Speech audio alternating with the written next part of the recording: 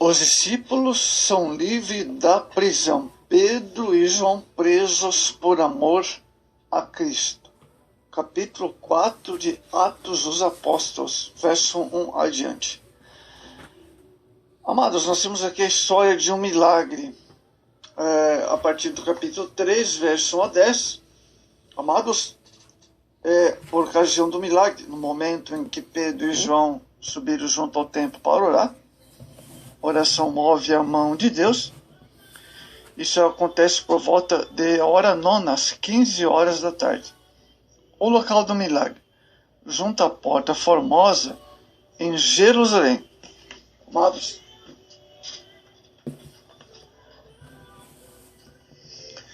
nós temos a pregação de Pedro, capítulo 3, verso 10.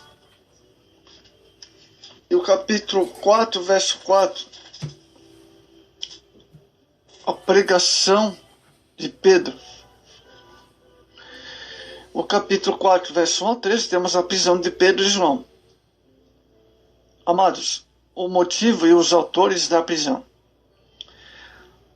A inveja, o medo da propagação do fato ocorrido levou os sacerdotes, o capitão do templo e dos saduceus que não criam na ressurreição dos mortos, e prenderam os apóstolos. O interrogatório. No dia seguinte, todos da linhagem sacerdotal reuniram-se para interrogar Pedro e João. A questão principal era: com que poder ou em que nome que fizesse vós isto? Atos 4, versos 5 a 12. Deus agora estava proporcionando a Pedro a oportunidade de ministrar aos principais do templo. E a mensagem não foi outra, amados: Cristo, o enviado de Deus para a salvação de todo homem. Outra parte, o reconhecimento. Os que ouviram Pedro reconheceram que ele estava estado com Jesus. Verso 13, capítulo 4. A comunhão íntima com Jesus Cristo reflete sua glória em nós. Esse termo, estado com Jesus, significa que eles haviam passado por um estágio de 3 anos com Jesus. Mateus 11, verso 29. A libertação de Pedro e João, os versos 14 ao 20 do capítulo 4. Primeiro, o dilema do Sinédrio. O mundo está sempre em conflitos e dilemas. Lucas 12, 17.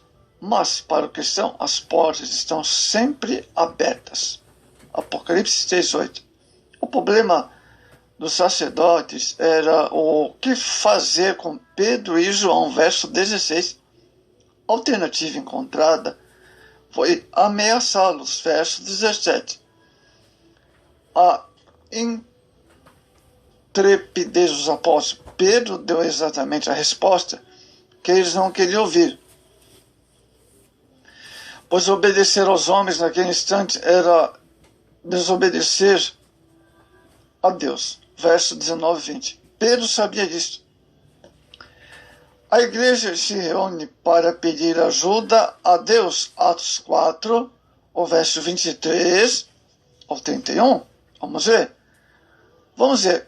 Comunhão cristã. A unidade e a unanimidade foram as marcas registradas do heroísmo dos cristãos em meio à perseguição. Era o cumprimento literal da oração sacerdotal de Jesus. Logo que Pedro e João foram libertos da prisão, eles foram imediatamente para a igreja. Verso 23.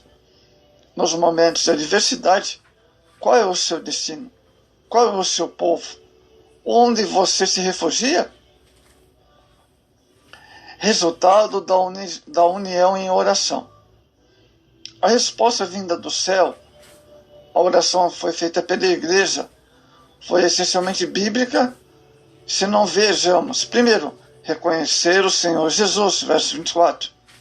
Reafirmar a veracidade da palavra de Deus, verso 25 e 26. Reconhecer a perseguição era contra o cristianismo, verso 27 e 28. Reivindicar a ousadia e intrepidez, verso 29. reivindicar o poder para efetuar milagres. Verso 30. Convém ressaltar que nessa oração, amados, não havia pedidos pessoais. Era uma oração unânime, visando sempre o engrandecimento do reino de Deus, amados. Então, houve a consequência imediata. Deus os encheu do Espírito Santo e o lugar onde estava se moveu. Cabe-nos analisar, amados, que se não estamos vendo as respostas de nossas orações, precisamos então avaliar se estamos na vontade de Deus. Amados, a ameaça pela força humana e pelo poderio mundano, os crentes apelaram para o poder que vem de Deus. Foi a corajosa resolução de cumprir a vontade de Deus que os levou à oração. Concluímos. Então, nós podemos dizer que contra a igreja não há muros que possam impedir seu avanço. Veja o que não pode impedir seu avanço, Mateus 16 e o verso 18. É interessante nós observarmos que a Igreja Apostólica do primeiro século foi fundada sobre 4 pilares, conforme Atos 2:42. Doutrina dos apóstolos, comunhão, partir do pão e oração. Em consequência disso, vieram grandes perseguições. Isso já estava predito por Jesus. Evangelho de João 15:20. Bem cedo foi a igreja de Jerusalém perseguida. Foi o que tinha predito no Sermão da Montanha, Mateus 5, quando encarregou os 12 da missão evangelizadora, Mateus 10:17. Depois da morte divina do Mestre, continuou a perseguição contra os pregadores do Evangelho, variando de formas, empregando algumas vezes processos regulares, segundo a lei, e prevalecendo, noutras ocasiões, a vontade do governador, como procedimentos de Herodes. Acontecia também o romper do povo, fanatizado em violência tumultuosa contra os discípulos de Jesus. Depois do discurso de Pedro, apoderaram-se os sacerdotes, os saduceus, aqueles apóstolos e João. Quando esteve sua obra de evangelização, levantou-se acusações contra ele, sendo depois martirizado. Amados, a partir de Atos 9:32-11, o propósito de Lucas, ao narrar a cura milagrosa de Enéas e a ressurreição de Tabita ou Dorcas, pelo ministério de Pedro, foi comprovar que Deus estava presente com Pedro em todo o período do seu ministério, quando aquele apóstolo pegava os gentios e os acolhia como participantes da igreja. Amados, sobre a oração da igreja, o sinédrio, o que era o sinédrio naquela época que perseguia os 2 apóstolos? Vamos ver? O sinédrio, Supremo Tribunal dos antigos religiosos até a destruição de Jerusalém, no ano 70. Esse sinédrio consistia de 71 membros, inclusive o presidente. Não há prova de que se originou como uma escolha dos 70 anciãos no tempo de Moisés. É mais provável que iniciou-se no tempo de Josafá. O sinédrio julgava os casos criminosos ou administrativos que diziam respeito a uma tribo ou uma cidade. É especialmente um tribunal de apelação. Tinha o poder de aplicar a pena capital.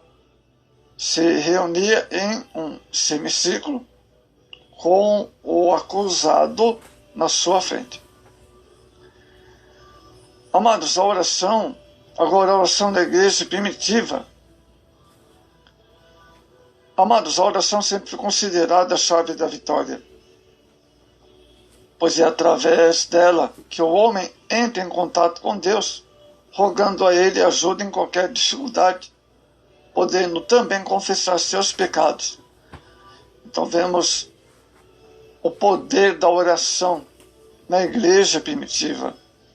Algumas classes de oração Oração em secreta, Mateus 6,5. Oração em oculto, Salmo 88,1. Oração intercessória, Gênesis 17,18.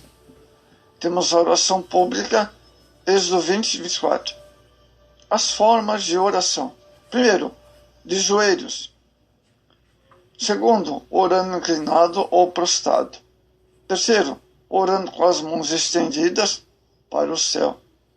Orando em pé, oração ordenada. Amados, a razão principal da ira do inimigo contra a igreja é o seu grande progresso na área da evangelização e operações do Espírito Santo em todos os sentidos. Não é de admirar que os inimigos se levantam contra a obra. A igreja que recebe poder e ao mesmo tempo aumenta os ataques contra ela. Mas é sempre vitoriosa. Foi o que aconteceu o levante contra Pedro e João. Mas, contudo, eles foram vitoriosos até o fim. Então, se você está passando por situações difíceis, peça oração, persevere em oração, se una com pessoas em oração, né? Que a perseguição vai cair por terra em nome do Senhor Jesus.